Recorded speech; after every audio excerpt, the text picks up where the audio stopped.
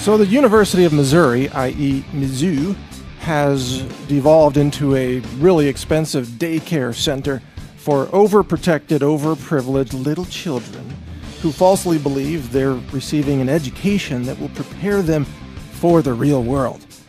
And what a joke that has become. They're so fragile, they're so protected, they're so coddled that they have to be protected from offensive speech. Can't have offensive speech anywhere on campus, and now the campus police have issued the memo that says you should call the police if you have experienced hurtful speech. Yes, and write down license plate numbers and write down descriptions of the perpetrators, and we will investigate these people who have had offensive speech, hurtful speech, hateful speech. These damn words. So many freaking bad words on campus. I mean, it has become a total pathetic joke. Now, interestingly, and I know I've already talked about this in previous segments, but here's what's new. Interestingly, after I called the campus police and after I had this exchange with the University of Missouri campus police and attempted to report the hateful or harmful speech that I had witnessed in a video of a Professor Click who was engaged in hurtful speech against a photojournalist on campus, after I tried to report that, they hung up on me. Fortunately, I was recording.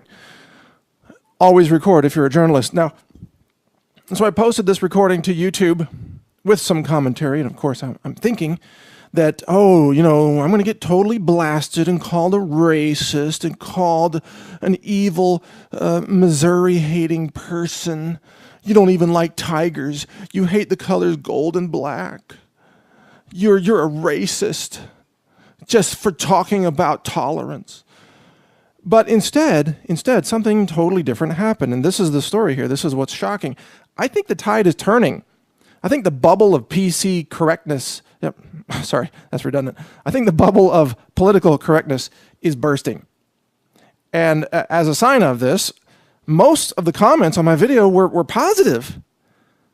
It's almost a little disappointing because I was really going for, the trying to get the craziest comments possible to demonstrate my point here, that free speech is hated by the political left and hated by university people, and just they don't even understand what the First Amendment is and so on, and they're not tolerant at all. They're the most intolerant people imaginable. And yet, what I'm seeing instead are positive comments from supporters who are like, yeah, this thing has gone too far. This is totally stupid now. And people are giving it thumbs up. So I'm a little bit shocked, but I thank you. Thank you for your support. Always appreciate that. It's nice to know that there are other people out there who can see that this PC idiocy has gone too far. Now, they should bring me to the University of Missouri to give a campus-wide speech on free speech. And I'll read out George Carlin's 7 words you can never say on television. How about that? I'll start with that list, and then I'll work my way down to the offensive stuff. Yeah, good job, George. Now, they should bring me there to talk to the staff, the academics, the bureaucrats, the plutocrats, the political correctnocrats, who have come up with all this total idiocy where you got to call the campus police because you feel offended by something that was said by somebody somewhere in some way. You feel offended because somebody said something about your clothes, your hair, your skin, your face, the way you talk, your accent, your country of origin, your sexual orientation, your religious expression. Somebody said something somewhere, something about you that you don't like, you found offensive. Then you got to call the police.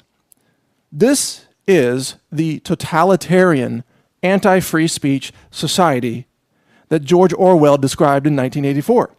Perhaps MIZZOU should say it was founded in 1984 because it has now become a totalitarian anti-free speech zone. You know how a lot of universities are gun-free zones?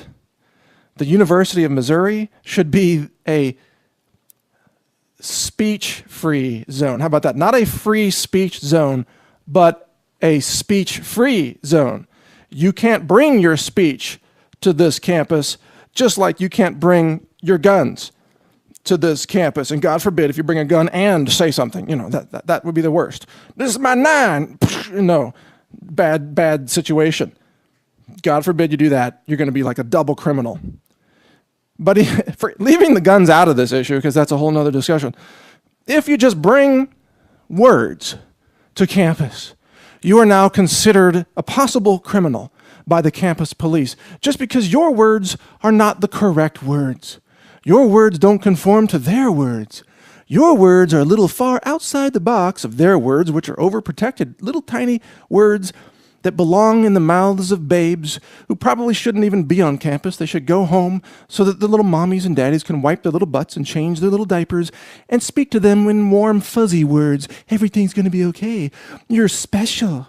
You're amazing. You're going to do so well. You're going to get a degree and life is going to be good for you. Those kinds of words. Unless you're uttering these kinds of warm and fuzzy words to these people, you're considered offensive. Oh my gosh.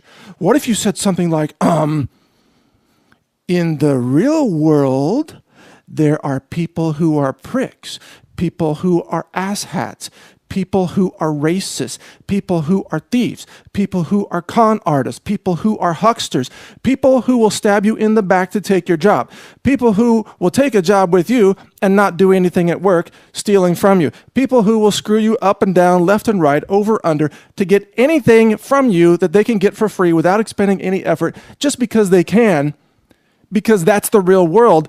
Everybody is trying to screw you. What if you said those words? Well, that sounds offensive. That's not nice. That's not what our college professors told us. They told us that after we get our degree, we're going to get a job, and we're going to have a nice life, and we're going to make money, and everything's going to be okay because we're part of a progressive society of tolerant people. And then they go screaming, "Yeah, damn you, photojournalists, get off my freaking sidewalk. This isn't a free speech zone. Get out of here. Go find some muscle. Let's get some gangbangers on this guy. Move him out of here. Let's kick him in the balls. Let's kick him in the shins. Let's knee him in the face. Get him out of here. He's a photojournalist. He doesn't have a First Amendment right." And then, oh, you're recording? I'm a nice little college professor of media studies and communications. And of course we respect everyone's right to express themselves in ways as long as they're not offensive. Am I taking this too far? I kid, right? I joke, I kid.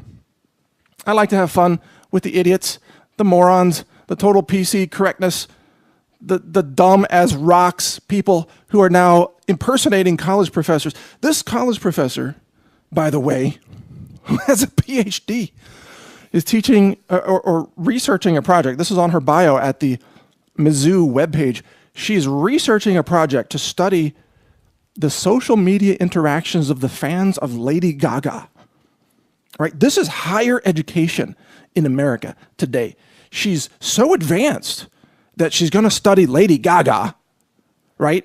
And yet she's so ignorant that she will stand there and scream at a photojournalist and take away his First Amendment rights because she apparently is not even familiar with the idea of a First Amendment. Isn't that amazing? That's astonishing. And you parents who have unfortunately sent your kids to MIZZOU, you should probably send them somewhere else, transfer. Because what are they learning at MIZZOU? They're learning that victimization is the key to success in society. They're learning that society is going to cater to their narrow little interests, that society is going to bend over backwards to appease them and make their environment feel safe for them. And you know what they're not learning in all of this? They're not learning how to overcome adversity.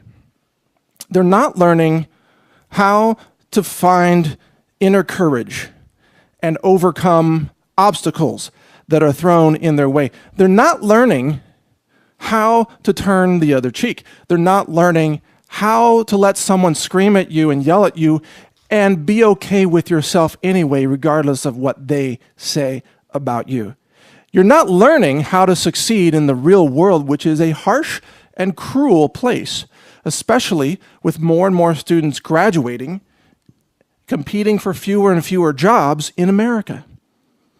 It is not an easy street situation out there. People are not ethical and moral in the way that they operate, whether they're your bosses or your employees, your investors or your coworkers. They're not ethical. You are going to have to overcome adversity and clear away obstacles in order to achieve something. You are going to have to define yourself by your own inner judgment, your inner compass. You're going to have to find value based on you and perhaps your connection with the divine. If you are spiritual or if you are religious, your belief in God or your faith, you're going to have to find value somewhere other than what other people say about you. Otherwise, you will be a pathetic loser your entire life who is driven into depression and destitution because somebody somewhere said you're something bad. They didn't like your sexual orientation, or they didn't like your skin color, or they didn't like your hair color, or they didn't like the size of your nose. If you are going to let someone else define you, then you are already a pathetic loser. And you should go home to mommy and daddy and let them change your diapers. I hope I'm being very clear about this message because I was once a college student as well, and I wish someone would have told me this when I was in college. It would have saved me a lot of time, and it would have made a lot of progress in my understanding of the way the world really works. So my message to MIZZOU students is stop being little babies, grow up, be an adult, find inner strength, overcome obstacles, get your education, and you better hope you can face the cruelty and the viciousness of the real world, because that is a challenge that will be far more difficult than anything you encountered in college, even if people shout racial slurs at you as they drive by in their drunken stupors. Who cares what they shouted? What matters to you is what you do with your life.